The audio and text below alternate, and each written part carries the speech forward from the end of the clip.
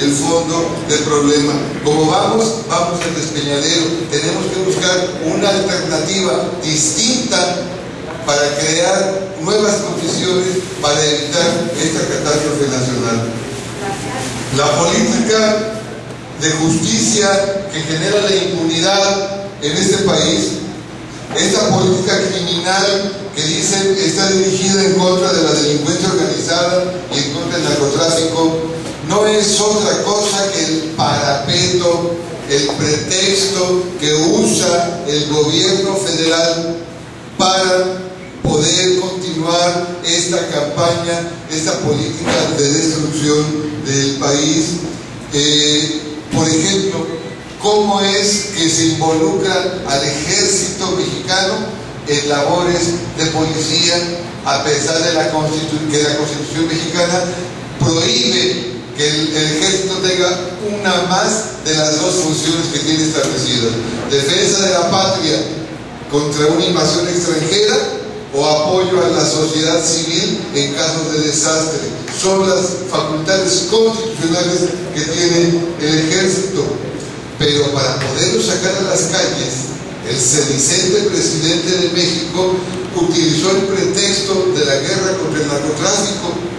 Acuérdense ustedes en la década de los 20 en Estados Unidos, en Chicago en particular, cuando Al Capone y Frank Nitti, que aquí nos comentaba el compañero, ¿cómo resolvió Estados Unidos ese problema? Legalizando el alcohol. El día de ayer, el asesor presidencial de Seguridad Nacional, Carlos Tello Peón, habla de esta misma propuesta de legalizar las drogas en este país.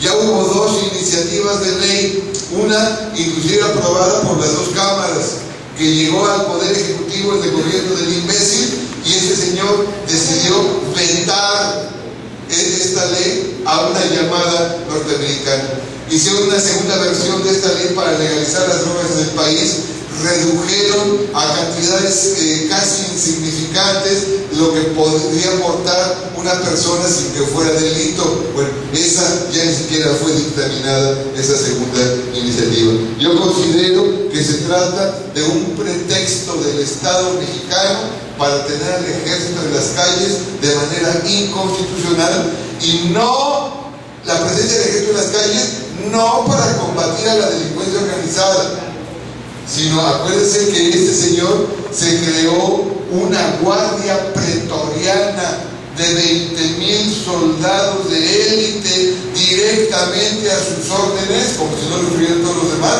pero con el fin expreso de poder contener movimientos y levantamientos sociales en este país. Ese es el pretexto, la lucha contra el narcotráfico, para poder mantener al ejército en las calles. El día de ayer, la Comisión sobre Desapariciones Forzadas de Personas de la ONU, que está en México, vuelve a recomendar al gobierno mexicano que los soldados tienen que ir a los cuarteles, que no deben estar en ninguna otra parte. La reforma laboral o patronal, bueno, evidentemente es una reforma que va en contra de los derechos de los trabajadores. Pero eso que se está planteando del outsourcing o la terciarización del trabajo es algo que se ha venido realizando desde hace muchos años en México, de tal manera que inclusive desde la ley del 32 hay una figura de patrón sustituto, hay una figura de responsable solidario de la relación de trabajo, pero han sido todos los partidos políticos, incluyendo al PRD del DF, que han propiciado y han auspiciado este tipo de cosas. Hay dependencias en el gobierno del DF, como la Dirección General de Regularización Territorial de la DGRT, en donde más de la mitad del total del personal está contratado por honorarios, cuando realmente son trabajadores de base. ¿Cómo empezó la privatización de la seguridad social en este país?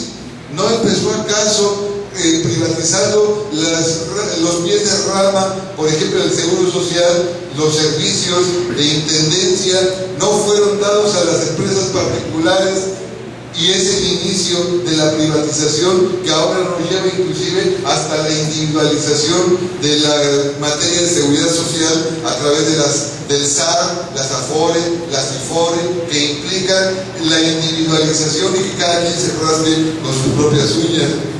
La jurisprudencia, que comentaba por acá, me imagino que es abogado el compañero.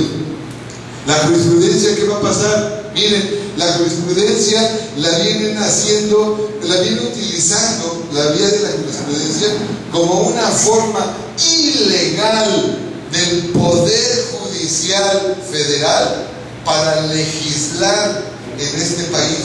Y legislar vía jurisprudencia en contra de la propia ley. Lo que decía yo de los amparos para efectos, no existen en la ley, pero sí existen en la jurisprudencia, y entonces es lo que nos utilizan para golpear los movimientos y la lucha social. El trueque, hay una propuesta ahorita en la Mixteca Alta, en donde están practicando el trueque como forma alternativa de economía popular en este país, y yo creo que no debe ser menospreciado.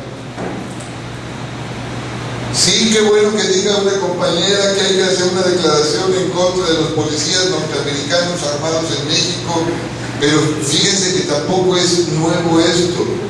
¿Cuánto tiempo tiene el FBI, la DEA, en los puertos y en los aeropuertos de México a nivel nacional? Y aquí vale la pena también hacer un comentario. Dijo la Secretaria de Relaciones Exteriores de México que los drones que vuelan dentro del territorio nacional, que están bajo el control del gobierno mexicano. ¡Qué absurdo tan gigante! ¿Cómo es posible si los centros de mando están en territorio norteamericano? ¿Cómo iba a controlar México el vuelo de estos aviones? Y además, no es parte de estos drones, que son aviones de guerra, no tripulados, pero pueden tener hasta 2 toneladas de armamento cada uno de esos aviones. Hay 2 tipos de aviones, uno más chico y uno más grande. El más grande puede tener hasta 4 toneladas de armamento sin arriesgar a un solo tripulante. ¿No es esto una violación de la ley de neutralidad que yo les hablaba, que se implementó durante la Segunda Guerra Mundial para evitar que aviones extranjeros de guerra volaran sobre el territorio mexicano?